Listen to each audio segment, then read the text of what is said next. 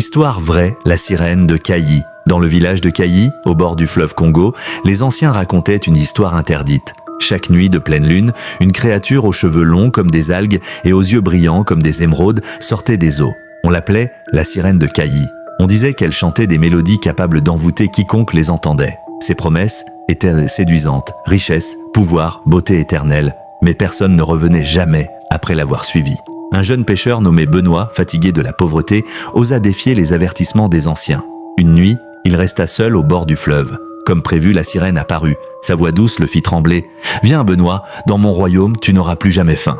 Tu seras honoré, comme un roi fasciné. » Il s'approcha. Mais soudain, il se rappela les mots de sa grand-mère. « Mon petit, l'eau donne la vie, mais elle peut aussi l'enlever. N'écoute jamais ce qui flatte ton cœur, mais enchaîne ton âme. » Benoît hésita. La sirène tendit sa main pâle et l'invita à plonger. Mais au lieu de la suivre, il fit un signe de croix et chanta un cantique que sa grand-mère lui avait appris. La sirène hurla, ses yeux flamboyèrent et son corps se tordit dans l'eau. Finalement, elle disparut dans un tourbillon avalé par le fleuve. Le lendemain, les anciens du village confirmèrent, Benoît avait brisé la malédiction de Kayi.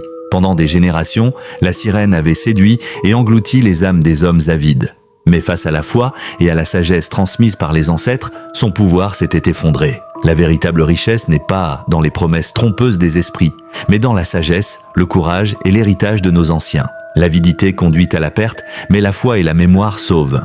Cette histoire vous est présentée par Les Histoires de Wadol, le maître des récits mystiques africains, où tradition, esprit, secret et vérité oubliées prennent vie. Merci à Wadol de nous plonger dans ces univers sombres, mais porteurs de grandes leçons. Que chaque récit réveille les consciences et que les ténèbres reculent face à la lumière.